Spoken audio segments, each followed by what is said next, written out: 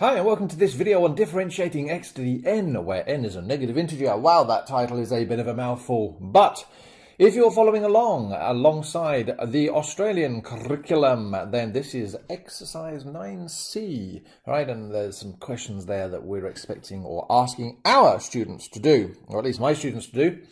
So let's do a quick recap, as is my wont, and we normally do. So here is our recap. We know from the previous chapter that there is a shortcut to differentiate. So if we have y is equal to x to the power of 6, we know that y dash is equal to 6x to the power of 5. Y, multiply the power by the coefficient and take 1 off the power. What are we doing when we are differentiating? We are finding the gradient of a tangent to a point, okay, and always to a point. So as it says here, multiply the coefficient by the power and reduce the power by 1. Now, the good news is, this is also true for negative powers, all right? The trick is, with negative powers, is to know that they trick you. And that sounds really bizarre that I've got the word trick in a sentence twice. So, here we go. Here's some basic questions, right? And remember, when it's normal differentiation, so if we had y equals 6x to the power of 4, y dash is equal to 24x cubed, right? So, multiply by the power and take 1 off the power. So let's go back to the beginning. Let's go back to first principles. If we have y equals 1 over x squared, well, we don't currently have any methods available to us to allow us to differentiate fractions, right? That's no clue whatsoever. But thank you, Mrs. Hurst, who was my year 9 maths teacher. I know I can write that as x to the power of minus 2, i.e. when that power moves up, or when the whole thing moves up, we can basically make the power negative, which would suggest that if we had y equals x cubed, we could rewrite that as 1 over x to the minus 3. Why we'd want to do that, I've got no idea. But we could, if the want took us. So now that we know that, we can now differentiate that. So we now write y dashed, multiply the power by the coefficient, and that would give me minus 2x, and take 1 off the power. Now just a reminder that minus 2 minus 1 is minus 3. So many people get this the wrong way around. Now, yes, we could leave our form in that way, we could leave it in that form, but it's more normal to write it as minus 2 over x cubed.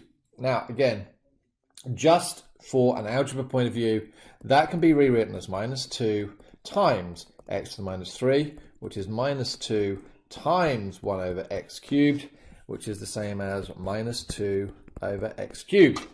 All right, same thing, but just an algebra point of view. One more thing, so if we had y equals 3x to the minus 2 plus 6x to the minus 1 plus, I don't know, 3x squared, then y dash would be equal to, well, minus 2 times 3 is minus 6, x to the minus 3, take 1 off the power, minus 1 times 6 gives us minus 6, x to the minus 2, and just to throw in a curveball here, that wasn't actually a power question.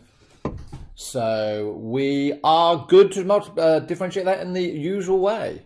So y dash becomes equal to, well, minus 6 over x cubed now, minus 6 over x squared, and we just leave that as 6x. So the basic rules are exactly the same. Now, the point of it is, with negative powers, there are tricks. And the tricks, as we've seen before, come down to division. We do not currently know any ways for differentiation to be able to do fractions. So whenever we see a fraction question, there has to be a trick involved. Now, it can be done in one of two different ways. The first is to basically divide all the numerators by the denominator, and we've seen that before. Now, the strange thing is, in maths, we always get taught to do things the same way. So if I had a half plus a quarter, for example, back in junior school, we would have been told you can't add those together at the moment. They've got different denominators. So we would have to turn them into the same denominator. Well, that's going to be a 4, so that stays as 1. We're going to make this a 4 on the bottom, and because that's 2 times bigger, we make the top 2 times bigger. Then we write over 1 common denominator. We copy the top together. It becomes 2 plus 1. Which gives me my final value of 3 over 4. But we can also do the process backwards, and this is the important step. When we have a number, plus or minus another number, over a common denominator, they can be split up into 2 on 4 plus 1 on 4. And the same thing happens here with our fractions. So we can rewrite x squared, our function of x, become x squared over x cubed, plus 2x over x cubed minus 3 over x cubed. And my apologies that my dog at this moment in time has decided to have a mad moment. So, now we can cancel 2 of the x's on the top with 2 of the x's on the bottom, 1x on the top with 1x on the bottom, and that one's just going to stay the same. So what do I get? 1 over x plus 2 over x squared minus 3 over x cubed. But as I've said earlier, we can't actually differentiate those at this moment in time.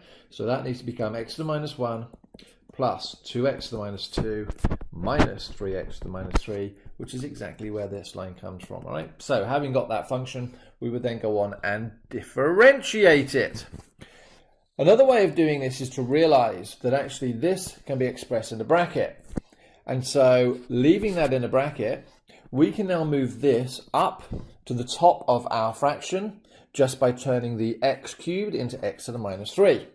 Well, how's that going to help us? Well, there's my x minus 3. Well, it's no different now than me writing it as x to the minus 3 times x squared plus 2x minus 3.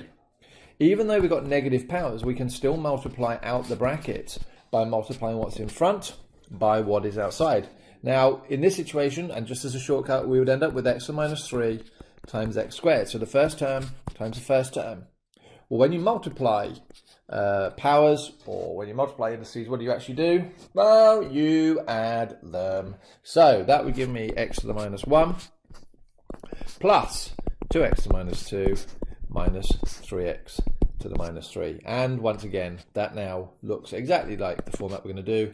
And so f dash of x in this situation would give me minus 1 x to the minus 2 minus 4 x to the minus 3 and plus 9 x to the minus 4, which we would write as minus 1 over x squared minus 4 over x cubed and plus 9 over x to the power of 4. Now, the good news is later on, we actually deal with something called the quotient rule, which actually makes life a lot easier-ish, right? And it allows us to differentiate fractions, but I'm not going to rush ahead. Now, function notation. With the function shown below, we need to ensure that we understand there are values of x for which this function is not defined.